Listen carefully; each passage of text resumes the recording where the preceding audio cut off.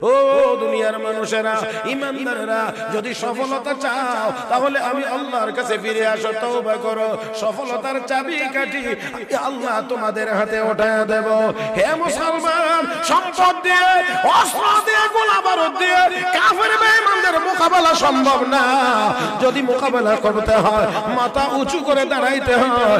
আসুন তওবার মাধ্যমে গুনাহগুলোকে মালিকের কাছ থেকে মাফ করায় নেই।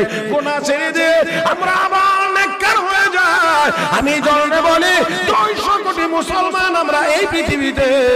শাহজালাল মুজাররদ ইয়ামানি আল্লাহু আকবারের আওয়াজে দরগোবিন্দের দালান ভেঙে গিয়েছে।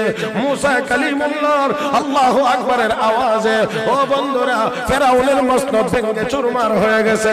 ইব্রাহিম খলিলুল্লাহর আল্লাহু আকবারের আওয়াজে নমরুদের মসনদ ভেঙে গিয়েছে। আমার ভাইয়েরা 200 কোটি মুসলমান তওবা করে